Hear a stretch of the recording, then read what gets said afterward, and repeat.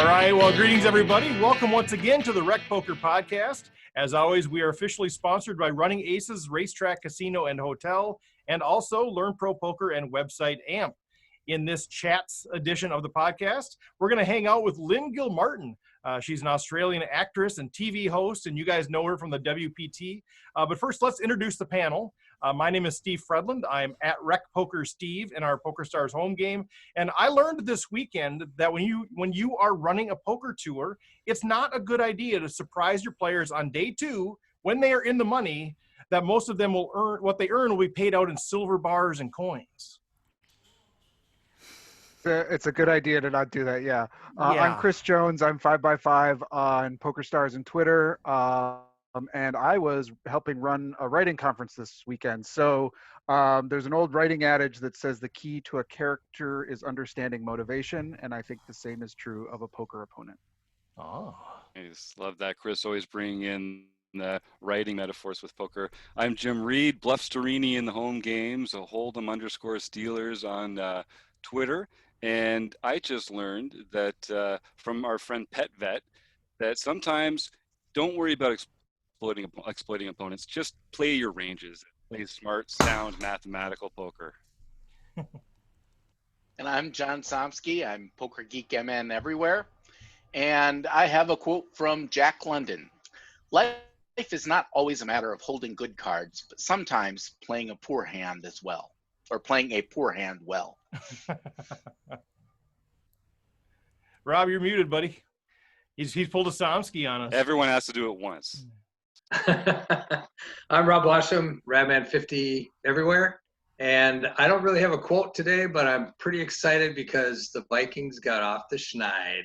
Nice. Yay for the W. All right. Well, one quick thing before we jump in, as you guys know, as a reminder, every Tuesday night when you are playing the PokerStars home game, if you are a paid member at Rec Poker, you can jump into Zoom. We do an online play and hang. We call it the OPA, and we have some pretty cool people stop by from time to time. We've had Matt Matros, Sarah Herring, Dutch Boyd, Matt Hunt, Chris Moneymaker, Maria Ho, a bunch of other folks. So you never know who's going to drop by and say hi as you're playing that home game. So with that, let's bring in Lynn Gilmartin. Lynn, welcome back to the Rec Poker Podcast. Oh, thanks for having me. I'm stoked to be back. Good to see you guys. Stoked? Are you allowed to say stoked if you're Australian? I thought that was an American thing. Is it American? I thought it was Aussie. I thought it was like a surfy Aussie dude thing to say. Well, we try to claim anything cool. Like, we don't actually come up with anything. We just grab other people's things and say, that's really cool. We're going to call that American. But it's so fun to have you back on. So we had you on in January of this year. And boy, a few things have happened since we had you on. We were obviously very concerned about the fires in Australia. So I'd love to get an update on that. But obviously the world has been changed quite a bit over the last 9 months. So why don't we start with the fires? And I know you're raising money to help the wildlife. So give us an update on how all of that sort of shook out.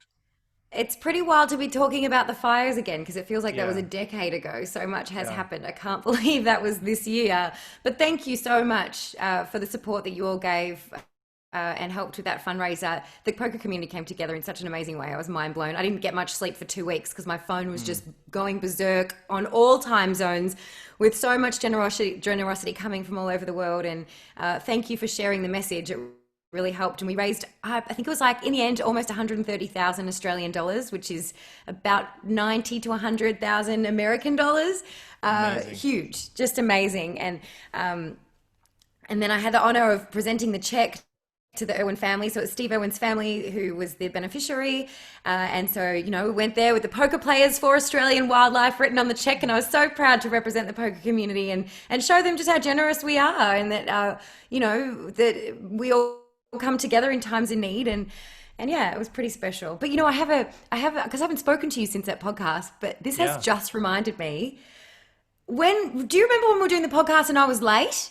Because I forgot. I remember I told you there was an audition and I was all flustered and I was on the side of the street because I was so, do you remember that? So I was literally on the side of the street doing this podcast because I'd just gone in for this last second audition that I'd found out about the day before when I couldn't tell you what it was for, but it was for Neighbours, which is like an iconic Australian TV show that every Aussie and English, because it's really big in the UK as well, every Aussie grows up watching Neighbours. And so me as a young girl, like that's just 6:30 every weeknight while we're eating dinner, you watch Neighbours. So I had an audition for Neighbours just for like a guest role for a couple of weeks, and I got it. And I wanted to write you and tell you. Oh, I wish you would have. Yeah. So I did that back in February. I filmed it and it aired, I think, like April, May. But I kept meaning to say, I've got to tell the guys that it was worth me being late to your podcast. I got the role. Well, yeah, because I think you're sitting like on a park bench or something, and it was so gracious of you to do that because you could have easily said, boy, this is the priority, because it was. But I appreciated you honoring that commitment, and that's fantastic. Yeah, I was kind of wondering what it was for. So Neighbours. So we'll have to. Anybody here watch Neighbours? Anybody know of that show or watch it? We might have to have a viewing party here. Yeah, I got family in England. I know that I've heard of the show. I've never watched it, but I know that that's a favorite of theirs as well. So it hasn't made it to the Commonwealth of Canada just yet that I'm aware of. But well, you guys don't even have TV, so we're getting it soon.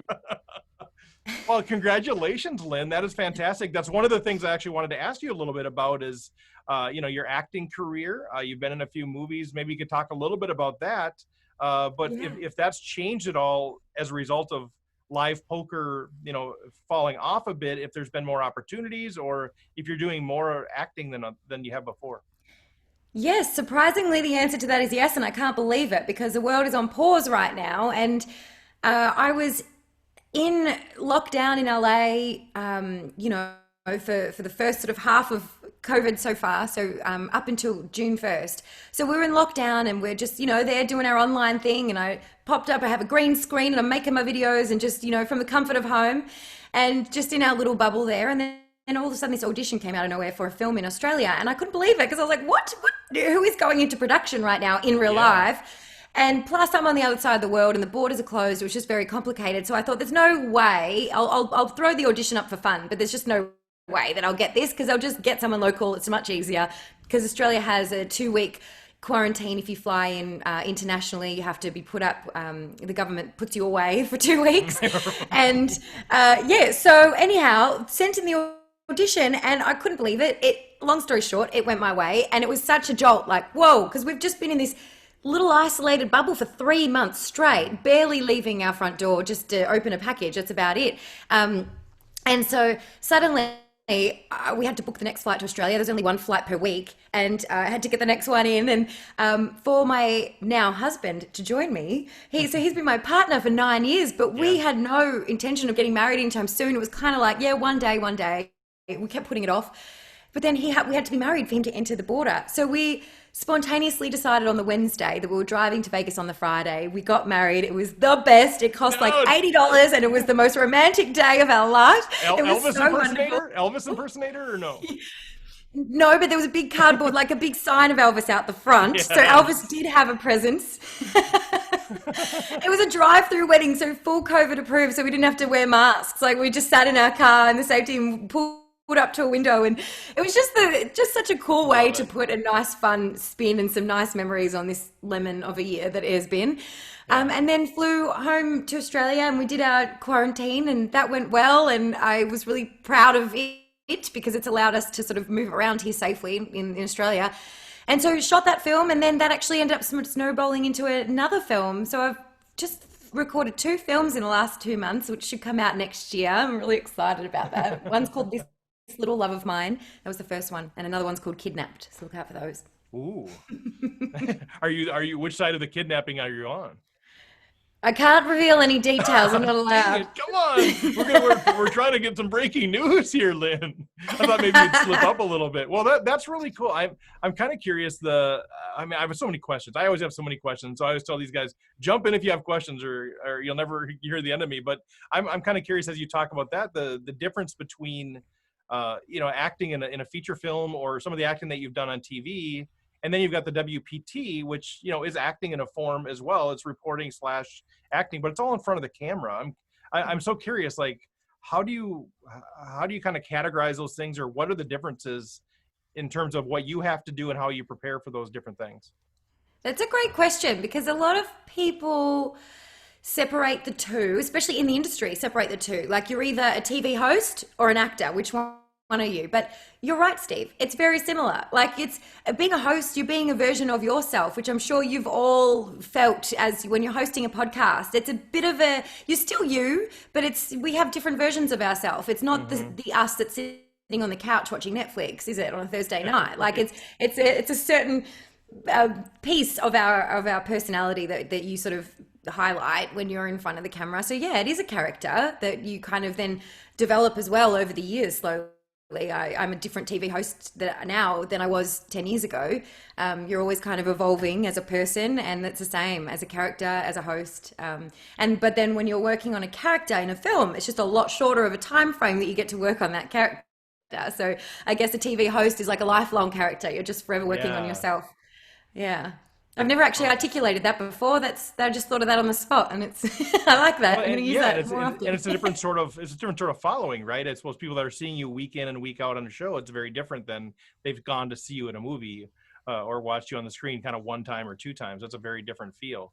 Do you have something? And I know Jim has a question. I said pop in, and then I cut him off. But just kind of a follow up to that. Is there an area that you'd like to move into more? And I don't want you to tell your employers that you'd rather do something else, but just kind of in general, do you have a feel like, man, I like all of it, but I really come alive when I'm doing this sort of acting or whatever it is?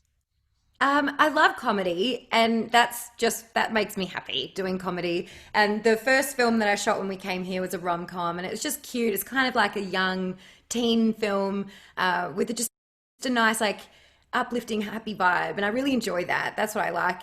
But I also like just mixing it up all the time. And so I did say, like, acting's fun because I get to be another character, because I've been myself for 10 years. Now I get to be someone else.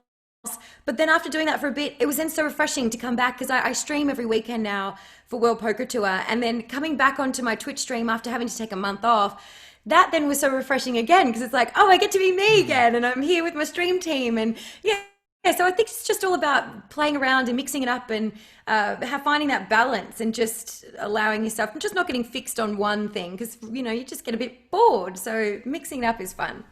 Yeah, I would say just the only piece of advice I would have for you is try to bring a little more energy to things that you do. I mean, you're so it just feels so, it's hard to pull energy out of you. So just a piece of suggestion, Jim, go ahead with the question. Okay. Noted. Yeah, that's right. Some constructive feedback from the Rec Poker crew. So to even us up then, I'd like some constructive feedback from you as well, because we have never had the bad luck to have a guest through here that's been any trouble at all. Everyone that comes through has always been an absolute pleasure. But I've heard that other interviewers eventually stumble into a guest that isn't that forthcoming, or maybe needs a little prodding, or you have to kind of get the good stuff out of them. Have you had any experiences like that? And can you give us any tips just in case that does ever happen here? Yeah, sure. It is hard. It's hard. Being prepared is key, because then you have to always have like fallback information, maybe some go-to questions when you kind of sort of, if you come across like an awkward moment, you just want to be able to quickly like move on, or if you're not getting much, if you're just getting 2-worded answers, it's quite difficult. And you're like, wow, how am we going to fill 30 minutes here? That can be difficult. But you guys have a good team here, so I'm sure that's easy. You can bounce off each other. And I think the key is just trying to make your guest feel as comfortable as possible, because the reason that they're holding back is just simply because they're not feeling comfortable. And so what I always do when I have someone who will come, like who I'm going to interview, who might not be used to it, before the interview, will sort of just like try to lighten the mood, give a little few tips. I pre-warn, and I say, look, because often it's not live, right? So this is a bit different, but sometimes it's recorded and it'll be edited later. So I give them that full warning, and I'll be like, trust me, I stuff up all the time. So if you stuff up your thing, just rewind, like just go back and we'll start again. Like, it's fine. I do it all the time. And if they are really uncomfortable, sometimes they'll stuff up on purpose, because when they see me stuff up, it gives them permission. Like, oh, if she's going to, then it's okay. And you see them sort of lighten up and soften up, and then they're out of their head. I do that with the musical cues all the time, just to lighten the mood, just to let people know that we're not taking it too seriously here. So that's great. Thanks.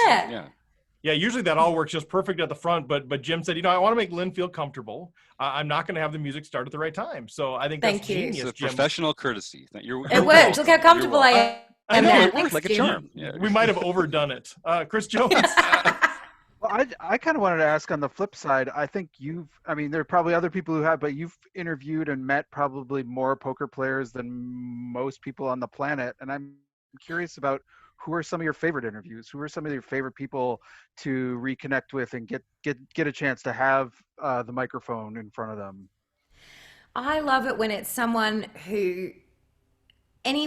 this is just like a life-changing moment for them, and this means the world, where it's a hobby player, it's not the professional poker player where this is another day in the office, cool, now I can just pay off my my investors right now or whatever. Like, when you have someone where they have tears in their eyes at Heads Up and they are like, oh my God, and they have all their friends and family there and they're crying on the sidelines, like, that just is so moving, and it's just such a reminder of this is why we do this. And just being there to share that life-changing moment that is going to set them up for a long time, and they're going to remember this moment forever. That's life-changing for me. It's just such a privilege to be able to be there and witness that moment. It's so special. Yeah, I'd love to follow up more and go a little bit deeper on that too. I'd love to know why do you think that is with your personality? Because I would guess not everybody has that answer, but I love that answer. But I'm kind of curious, what do you think it is about that, whether it's, your world or how you're wired or whatever, that really is a compelling story for you personally? Geez, Steve, you're coming in with the great questions. I love it. All of you are. Well, because, our lives, we're so programmed to like chase dreams, and this is kind of like the what we're always the theme that we're always hearing, and we've all got goals and we've got to-do lists, and it takes a lot of guts to invest in yourself and chase a dream. It takes a lot, and most people aren't brave enough to do that. We go the safe route, and we go with what looks good on paper or what we think that other people want us to do, and so when someone really puts themselves on the line and chases a dream and takes a risk, it is so admirable. And seeing someone who's doing it and then getting there, it's just such a reminder that, oh yeah, like it's worth going for. It's hard, it can be hard, but it can happen. And it's just this constant reminder of believe in yourself and go for it, and one day it'll pay off. I love it. Do you feel like is that part of your story? Do you feel like, I don't know what your story is. I'd love to talk a little bit about how'd you get into, poker broadcasting, but, some people maybe just fall into it. Some people it's like, no, it's my dream. I'm going to chase it. I'm going to work hard. I'm kind of curious if that's sort of your story is, I had this dream and I chased my dream, whether it was that or acting, the motion pictures, whatever it is that reflective of how you would characterize yourself? Absolutely. And it's all tied together. So as a kid, I always wanted to be an actor, and I was an actor as a kid. But then I was bullied a lot at school. I had some really nasty friends at school, and being a little redhead in Australia, they get picked on so much. I know this isn't a thing really in America, but in the UK and Australia, redheads get teased all the time. And so I was just bullied a lot. And I remember getting sort of teased because whenever you were asked as a child, like, what do you want to be when you grow up? And I would say, I want to be an actress. I was kind of given this messaging of like, who do you think you are? You'll never be that. And I started to believe it, which is really sad, when I was about 12, 13, and I was in a play and I fell over on stage, and that was my last straw. I fell over and I was so mortified, and it just confirmed all of the things that I was hearing, like, I'm not good enough. And I believed that. And so I quit.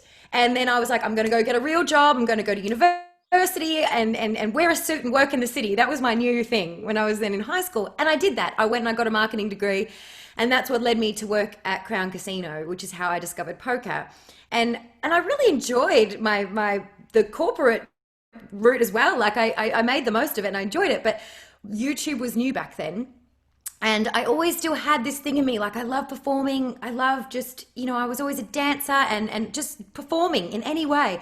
And YouTube was new. And while I was doing all the marketing and making brochures for the poker department, we decided to start a YouTube channel. And no one really was making online content back then. This is like 12 years ago, 13 years ago. And so we couldn't get a budget for it because no one at the organization really understood what it meant. So they gave me the microphone to start interviewing the players, and the little performer in me that I had like shoved away for the last decade or more was so ecstatic, and it just snowballed from there. And I took after just doing it for a little while, Poker News, they needed someone in the Asia Pacific region. They saw I was making videos, so they're like, oh, and so then I was like, I want to come with you. So I quit my corporate career, which was a huge, terrifying decision.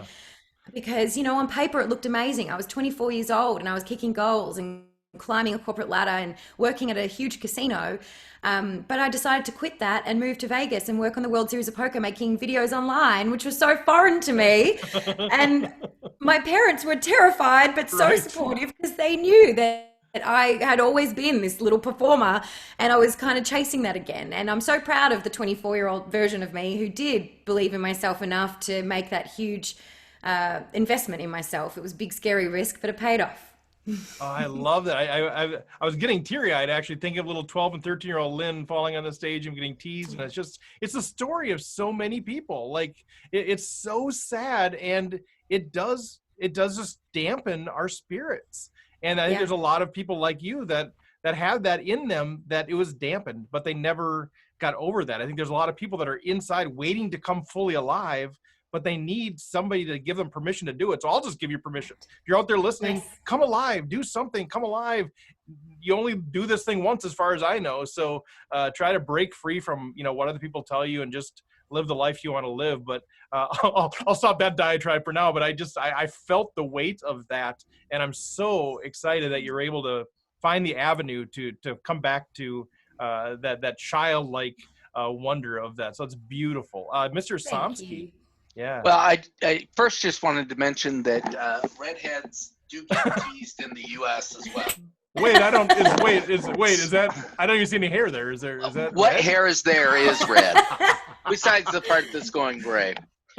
But anyway, my question was, I've followed your career for a long time, ever since you've been with Poker News, and I loved when you had the podcast with Sarah and Christy, pretty broad. Yeah, that was a good podcast. But my question was more along, now that you've been in the industry, have you grown to actually like to play poker, or do you prefer just being behind the scenes? I do love playing, and I do play. I'm now streaming. That's what COVID has made me. Has led me into, which I never in my life ever thought I'd end up on Twitch streaming poker, but I love it. And I do play. I play like home games. When I was in LA, there was a few home games that I was playing in, and my husband had a home game in Mexico City, so whenever I was there, I'd play there as well. So, and then on stop, like whenever I was on tour, if I got a chance, I'd hop in just like a 1-3 cash game. I keep it low stakes. The thing is that I don't dedicate myself as much as I should to studying the game. So I'm more of a donor to the game, and I play for fun. But I have so much respect for those of you who play full time, because it's such a roller coaster ride, and it's hard. But I love the game. There's nothing. It's just so fun. And when you sit there and you just get into a real good zone, and you've got a great table, and you just end up sitting there until 4 a.m. because you're wide awake and so like into it, and you get to actually cash out and make a profit. Like, it's just the best feeling. So I love it. I love the game. I almost spit my water out when you said I'm more of a donor. That's kind of like, hear the different roles people have in the poker community. I'm more of a donor. That's kind of what I do. well, one thing I wanted to touch on too. I mean, time just flies by in this stuff. I could obviously talk for hours, but before we wrap up, I want to make sure that one thing we bring up is, of course, Mike Sexton. That we've all seen. I think most of us have seen the tributes and some of the things that have come down the pike. And I know you've been interviewed countless times about this already. But for those of us who are part of Rec Poker Nation that maybe haven't heard your perspectives on Mike, we're pretty much asking this of every guest at the end, because, the common theme is, of course, we talk about, when people die, people generally say nice things about people. It's the right thing to do. But sometimes you can tell it's a little bit forced. With Mike, we don't see that. We see this genuineness. And obviously, as somebody who's worked incredibly close with him, I'm sure know him very well. Really, how do you boil this down now that maybe you've had some time to process it? As you think back on the life of Mike, or the impact he had on you or the community, how do you even start to summarize who he was and what he meant?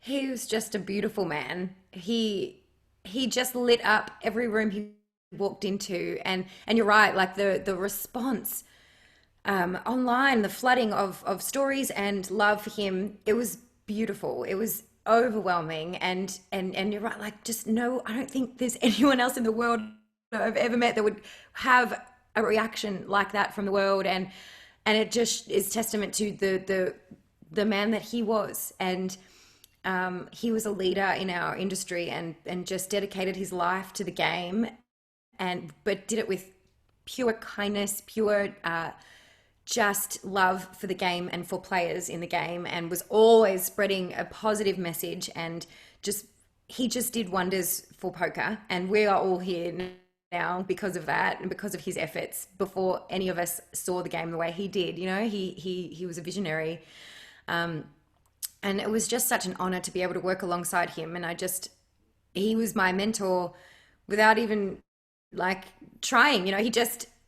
He just led by such a good example at all times, and was always ready to make everyone who crossed his path feel special. He wanted everyone to feel welcome. Like no one was ever on the outside if Mike Sexton was standing there. He included everyone as much as he could. And I just think it's just such a beautiful way to live. And he had so much love in his life because he gave so much love. And if anyone can take that away, if anyone's feeling lonely, like we get what we give more. Just if you want to feel more love, if you want to feel, just give it, and the more you give, you will get back. It's just natural. And Mike is a perfect example of that. Oh, that's so well said. I'm curious if there's any one moment that really stands out where, from a joy perspective. Obviously, there's been probably a lot of profound moments with Mike, but is there one moment that where you just like it just causes you to start laughing every time you think about it, or just brings a huge smile to your face? Is there anything that stands out? Just any time he was in the room, like his laugh, his chuckle, he just was the best. I told this story on the memorial, but it was just the highlight of the final tables so often was our lining up for the photo, because all the poker players are sitting there, and you would just hear him. We were all just smiling in silence, like, okay, it's time for the school photo. Let's get the cards in the air. Let's go. But Mike would stand there just doing this chuckle to himself to make sure his smile was authentic. And he'd just be like, but I honestly think he thought that no one could hear him, because he never would bring it up, and we would all be laughing because of his chuckle. And sometimes we'd say it, but he'd be like, huh? Like it was just the thing that we were just ready to hear at every photo opportunity was Mike's chuckle, and it would just get everyone laughing and smiling, and that was just a perfect representation of his personality. He just always had people smiling, and his big, beautiful smile whenever he was in a poker room was just the best. And whenever the dance floor would fire up, like at poker parties, he was always the first on there. He just loved to dance, and that's just beautiful, right? He just loved life. It's just being free, right? Just being free. Yeah. That's so good. So what's next for you now, Lynn? So we've got a couple of movies that you're apparently not going to give us any inside scoop on, but you got a couple of movies that are out there that are coming out. But what other projects are you working on, or you have coming up, or what does it look like? So I am. I can't say, but I am on hold at the moment. I'm in the works for something coming up, which hopefully I can share soon. So there's a lot going on here in Australia. It's pretty exciting. Like there's a lot of things in production. So you guys heard it here. Breaking news just announced on Rec Poker. Lynn Gilmartin has something coming up. So we broke it here first. We broke it here first. With great detail, yes. Right. It may or may not involve Australia. We're not sure. Right. And It may or may not involve poker, but we broke it here. So we are going to say that when it comes out, we're going to say we broke it. And there's so much going on with WPT, now, like this new space that we hadn't had such a focus in the online space as much as obviously this year, which has really thrown us into full online mode, and we just had our $100 million guarantee series on Party Poker, which is just extraordinary. So there's going to be so much more of that, and so WPT keeps me super busy in between as well. So while I'm like chasing my acting dream, which I resurrected in my 30s, which I'm pretty proud of myself for doing, so it's never too late to go back, whatever that dream was when you were a kid that lit you up. Just think about it. What was it, and why am I not doing it? Go and do it. Love it. Love it. Let's go. Seriously, let's go. Live your life. All right. So we'll wrap it up there just because we want to honor time, but obviously we could chat for hours and hours, but kind of give you the microphone here too, just to address Rec Poker Nation. If there's anything, we've got recreational players out here, which basically is anything from pros to people that are just playing for the first time, but they're good people, right? We're like, this is a positive and encouraging poker learning community. So, it's not just all poker, but, it's all positive, encouraging stuff. And, people like you, I think, light a spark under all of us as a community and kind of add this energy to what we're doing. So I'm kind of curious to see, what would you share with the folks that are out there listening, either about poker or about life or whatever it is? We'll just give you the time. Oh, well, I can tell that it is a positive community simply by the smiles and encouraging vibes that you guys share just over on Zoom. It's just thank you. And thank you. Just like what Mike's intention always was to shine a positive, to create a positive environment in poker. I mean, we need that in any industry, in anything that we're doing in life. I think it's the community that we're involved in is what makes it special. It's not, you can have any job, but it's the people that you're working with that makes it or breaks it. And I'm just, anyone who's watching who is a recreational player, I'm proud of you and I believe in you, and go for it. Just chase your dream. I think that's been the theme of this podcast without us even realizing before. This was not planned, but just go for it. Just believe in yourself and do the investing in yourself that you have to, the studying online. There's so many materials and you've got this support from this community that you're a part of, and just keep believing in yourself, because that's the hardest part. Once we've got that part down, the rest is just, is easy. It's gravy. I love it. Well, Lynn Gilmartin, as always, thank you so much. Absolute delight. Hopefully we can see you in 3 dimensions at a World Series of Poker event or a WPT event or something sometime in the future. But for now, it's been really fantastic having you on here. So thank you for that. Thank you so much. Thank you. You guys all right. awesome. Well, we'll let you sign off. We're going to do some other stuff here, but we'll be in touch. And thanks so much. Thanks, guys. Bye. Take care. Thanks a lot. Take care, Lynn. Well, there she goes. Lynn Gilmartin, again, pretty low energy, but, I think we were able to pull something out of her. But what are you guys' thoughts? Whenever we're watching WPT, when Lynn Gilmartin comes on, my wife always says, "Isn't she the cutest thing you ever saw?" and she is. She's just like, well, yeah. I say I agree, and I look at her and I say, I look at her like a daughter. I think I'm like I'm proud of her because of the way she is. She's so real. She's so honest. She's so cute. She just I feel like, boy, I feel like I'd like to protect her and make sure that she always has that ability to be who she is. Yeah, and I think about that. Still think about that fundraiser for the fires in Australia, and how she's always talking about, the poker community is so generous, and they are, and there are lots of instances where the poker community is so generous. But part of the reason people were so generous was because of the way that she's been able to connect for so long with the poker community, that people showed up for her too. It was sort of like, it was a testament to the poker community, but it was also a testament to her, which, is really great. I totally agree. I think she's built these relationships. She's done that stuff, but she had such a passion around that. People are like, man, if Lynn's is passionate about it, I should support her. Sorry, John. Oh, I was just going to say, and she's, completely genuine, it seems like. I mean, it's really, it's tough to tell, but her personality is very consistent, and she's just so welcoming and, fun, and great person. Yeah, it does. It seems genuine too. I mean, I feel the same way about Sarah Herring. You meet Jeff Platt. I mean, you meet these people in real life, which I've had an opportunity to do that, and they just seem genuine there. And I guess they could be acting there too, but they wouldn't have to be. They weren't in front of a camera, that sort of thing. Just like you talk to these people and you're like all fired up and you don't even know why. They're like, there's all this excitement as an introvert that just pulls it out of me. I'm like, all of a sudden I'm like, yeah, let's go. It's very infectious for sure. But man, I love hearing her story too. And I love hearing people that kind of overcame something. Now, some people out there listening might go, well, they didn't overcome that much because, they didn't went through what I went through. But mean, being bullied, falling on stage, these are real things that are hard to overcome. And so kind of like Rob, I'm proud of her. When I hear that story, I'm like, yeah, way to go. Way to grab life back. I love it. Any other thoughts or comments? Sorry, I kind of went off on a tangent there, but man, that was fun to chat with her. Well, I remember distinctly in senior kindergarten, my pants coming undone in the middle of a play for all the parents. And let me tell you, that stuff sticks with you. It does. You don't forget. You do not forget. Senior kindergarten. What is senior? Yeah.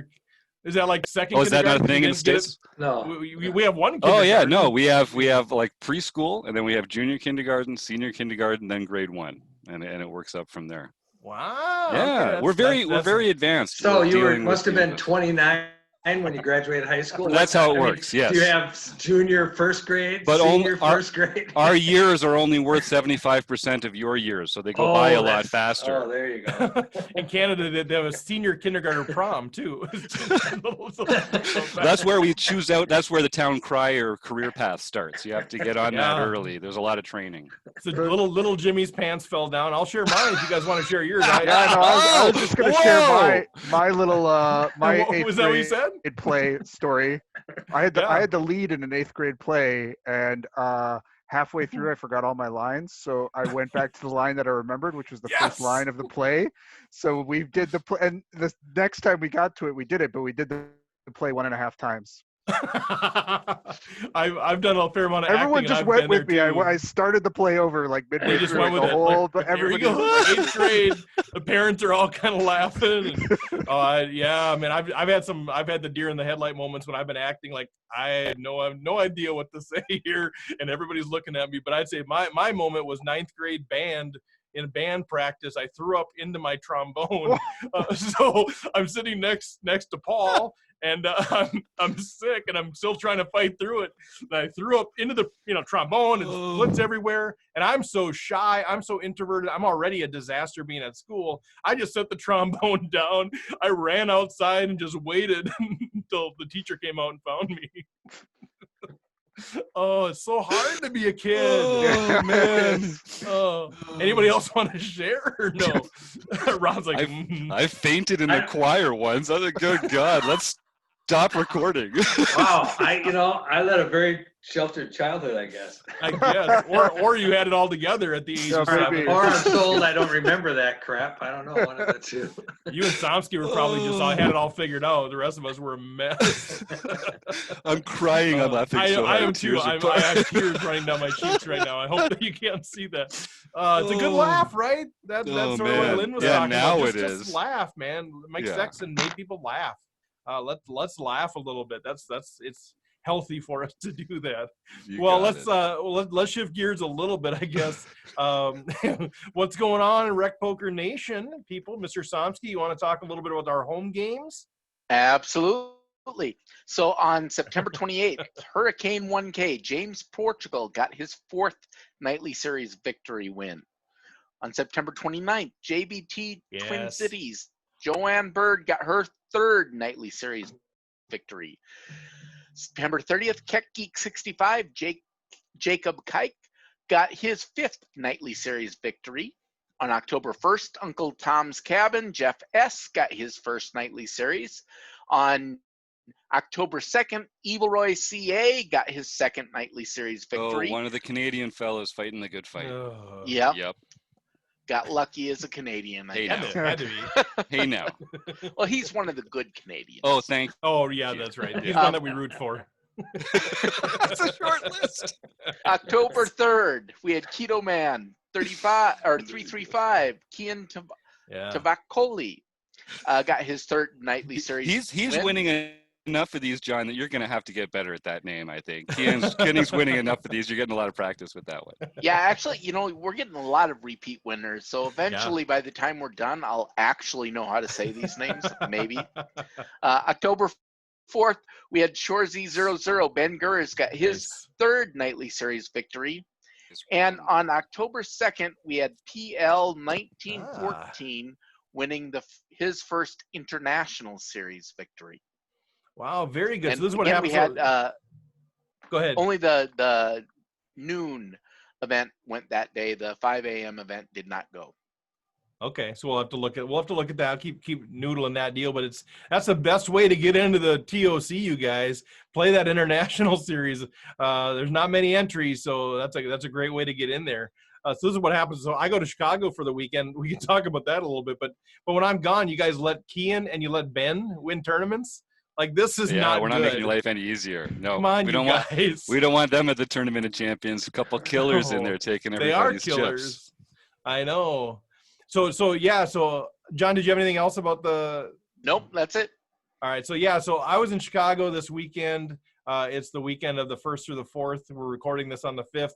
We'll talk about it more later, but for those of you who don't know, the Midway Poker Tour had a phenomenal inaugural event. It was spectacular. So it was my first time working for the Poker News. So I went out there with Chad Holloway. We're doing poker reporting. It's going great. And then some rumblings start happening, and eventually the story breaks that they announced to the players on day 2, they're already in the money. The tournament was delayed. The start of day 2 was delayed because of some other reasons. They didn't have enough chips and stuff. But then they announced to the players that, oh, by the way, you guys aren't going to be getting cash payouts. You'll get a little bit of cash, but the rest of it's going to be paid in silver. To which there was chagrin, shall we say. And it worked out okay for the first few people because they took some of the other cash and used that and gave cash payouts. But long story short, and there's a whole story that Chad Holloway wrote, kind of broke the story. He did a lot of investigative research and kind of find out the whole story about what's going on there. But it was bedlam. The tournament stopped for a couple of hours while the final 10 players were figuring out if they're going to play. Should they not play or should they play? If they play, they're sort of accepting the terms of it. If they don't play, they can maybe take some legal action. The Attorney General was on their way over. Were they going to stop the whole thing and seize everything and then they get nothing? Like, these were the conversations that were happening. And I'm like, I'm here I just want to write about, aces beating kings. Like, this is what I want to do. But of course it was super interesting. And a lot of this stuff is public or whatever, but Saturday night we're trying to figure this thing out. We have no responsibility, but we're working with so the owner, Dan Bekovic, had fled. Nobody saw him from like noon Friday or noon Saturday on, and he never showed up Sunday either. So he was gone. Nobody knows where he was. Well, somebody probably does. They had brought in Jeremy Smith, who was Smith, I believe. He's the tournament director for the HPT. They had hired him in to actually do the tournament directing. Well, Saturday night he said, I'm not showing up Sunday. He left. He said, I'm not going to be associated with this thing. Chad and I are talking about what's Poker News' role. Are we going to stay here or not? Because do we want to be a part of – because it's clearly things are going to break on Sunday. So it was interesting times, to say the least, at least up till 2 plus in the morning, trying to figure out what's our role because we're trying to all chip in and protect the players, but we don't have any responsibility. We were just hired to do the news. Eric Anderson was hired to live stream the table. Paul was hired Jeremy was hired to do the tournament directing. And now here we all just are left holding the bag. Like, here you go. So it was phenomenal. It's super interesting. And $200,000 plus to be paid out on Sunday. And so, I could talk for hours and hours, but that's sort of the hint. We're talking about maybe doing a podcast and getting the folks that were at the final table. Maybe Chad would come on.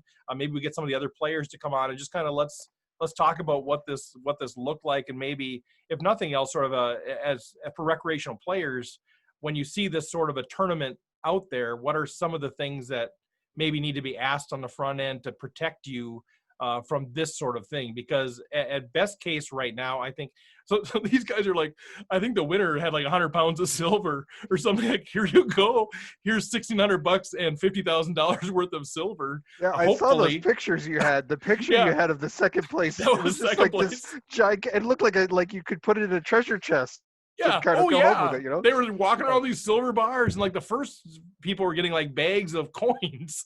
And so the guy walks back in, here's my payout, and he's shaking it like it's silver coins. It's the weirdest thing ever. And so anyway, I think, worst case, the silver's not good. We don't even know. We hope it's, there was no certificate of authenticity given with this thing. So hopefully, but best case is they get it, they're able to sell it somewhere. I think most people are saying they're going to lose 20 or 30%, at least the value on the silver, even if they're able to sell it. I mean, they could keep it, but yeah, it's just sort of a crazy situation. Wow. Yeah, it just goes to show you really have to. There's a lot of antiquated laws all around, and when you're trying to work around those laws, it gets to be an issue.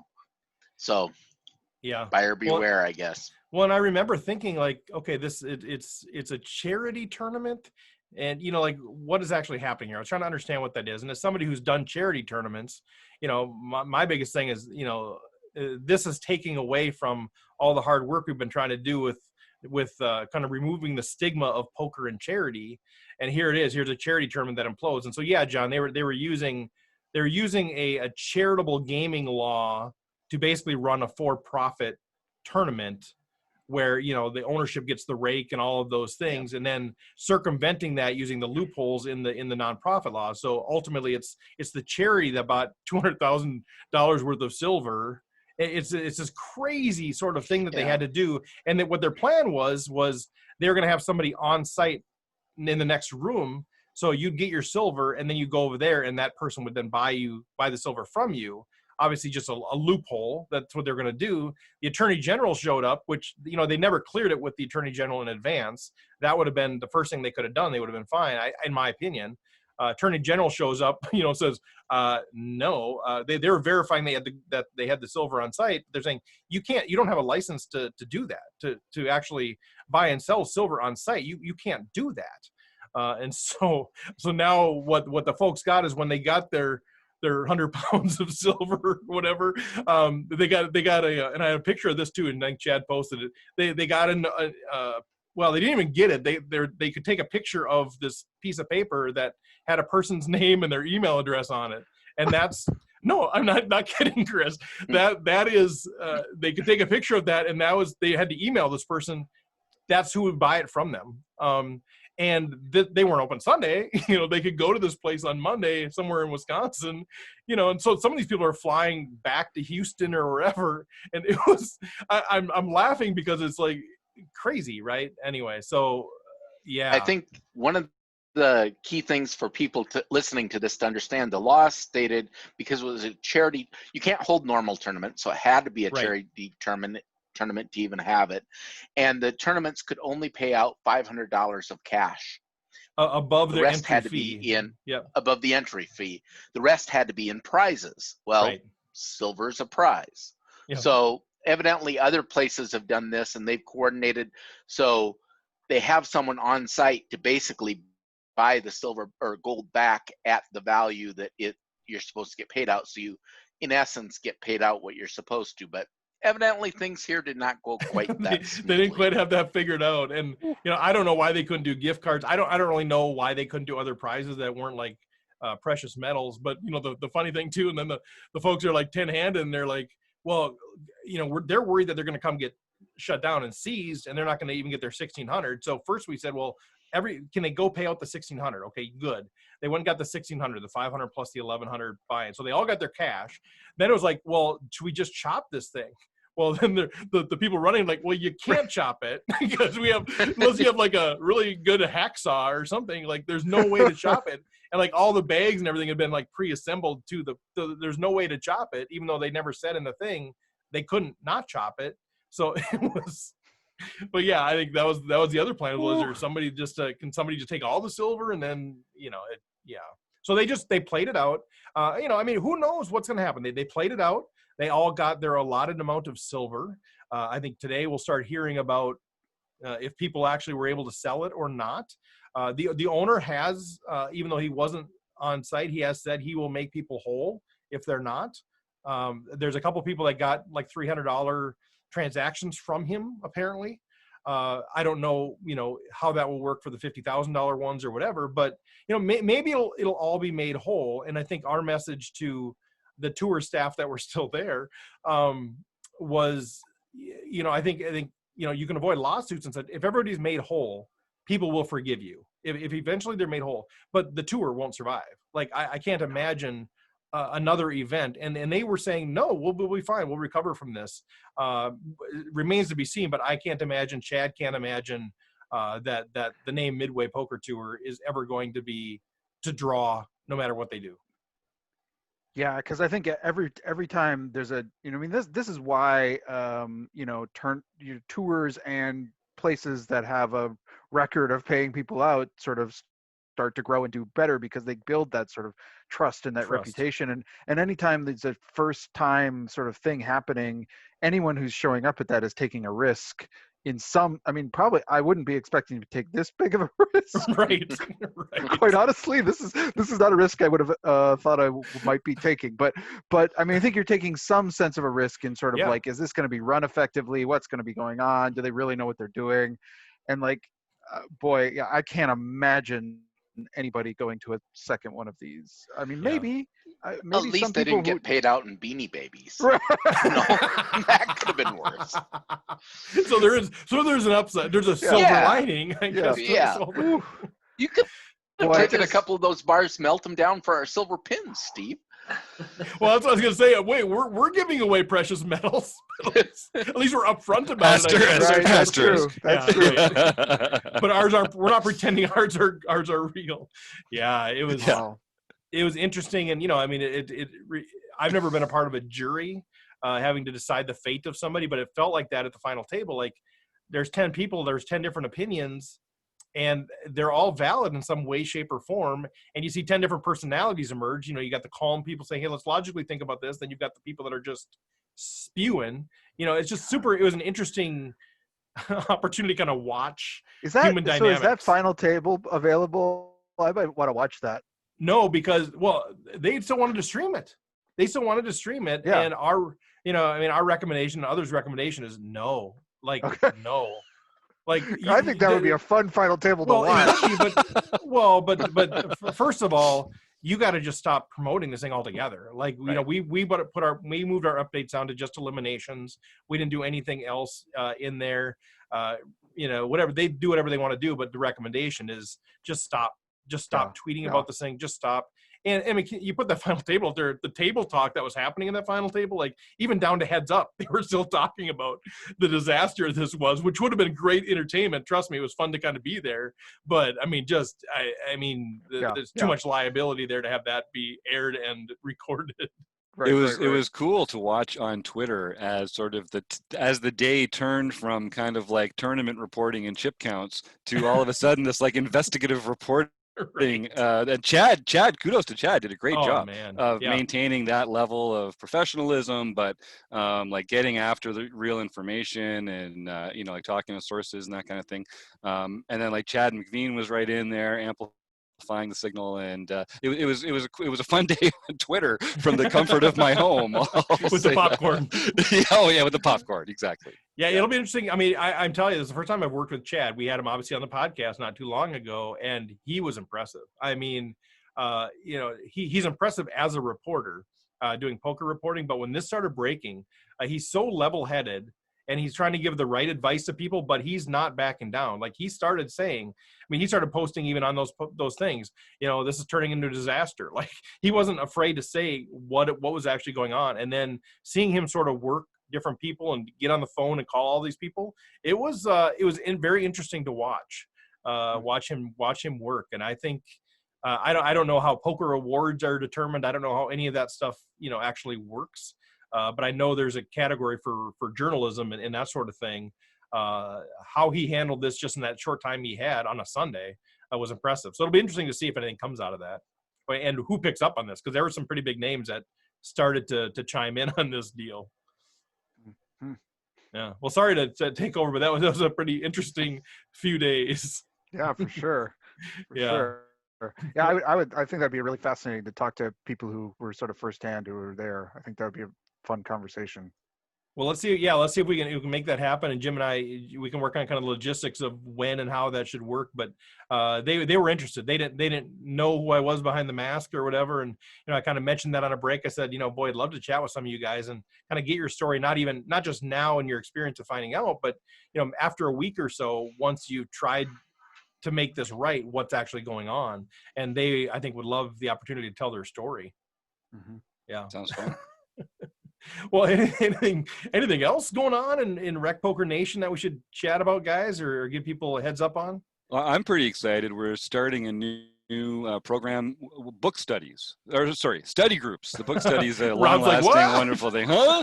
No, study groups. Rob, you're now leading 6 book studies. Yeah, sorry, Rob. Did we forget to tell you about? Did we pull a John Somsky on you? And you're doing 32 of them now every month. The study groups. We've heard from a few people, members at the site, that we've got these regular video sessions where we get together and talk about poker, but some people want to get together even more often and more regularly and with the right group of people. So if you're a free community member at rec.poker, you've still got access to the forums and groups.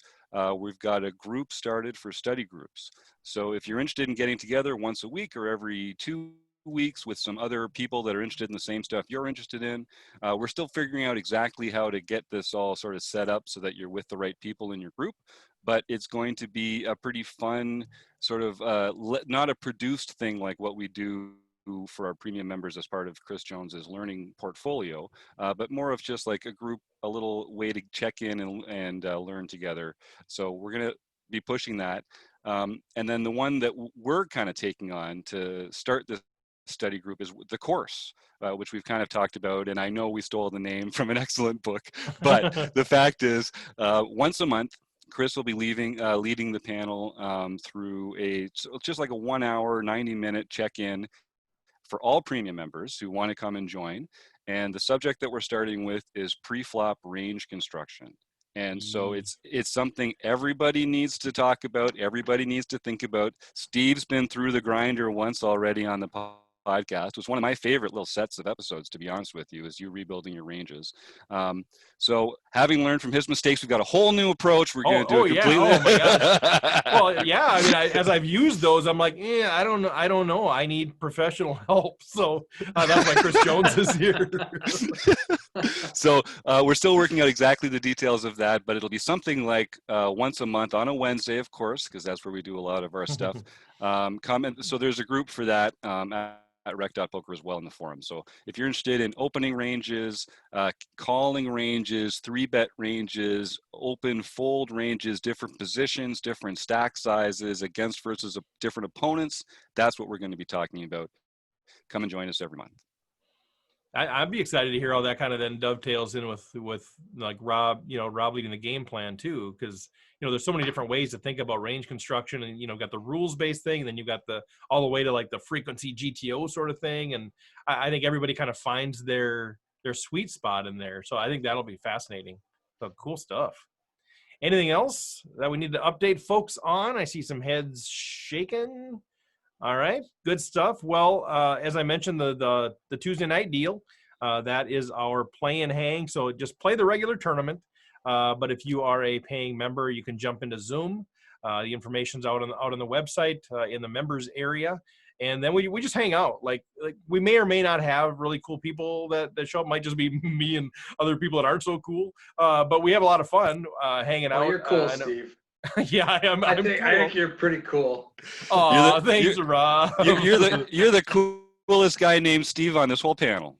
Wow, that means a lot too. Yeah, I don't know. I just love, but I love hanging out. I love the Zoom stuff. I love the home games. So it might just be us hanging out, but we've seen some great relationships build out of that. I've seen people start getting together outside of that, and like that's just so life-giving to see the community kind of spill over into our real lives. So if you're not a member, that might be worth the $15 a month just to be able to jump in that. Try it out. It's super fun to do that. So check that out. But go to rec.poker. Everything we are talking about is out there. If you sign up for the newsletter, it's a free email newsletter. We call it Twerp This Week in Rec Poker, which is more, that's closer to who I am than being cool. But that's hopefully informs you pretty well there. But thank you, Running Aces, Jim Q Music. They are our official sponsor. There it is. Website amp, Learn Pro Poker. Thanks to Lynn Gilmartin. It was delight. Jim Reed, John Somsky, Rob Washam, Chris Jones, Steve Fredlin, and we are out. Thanks, everybody. Nailed it.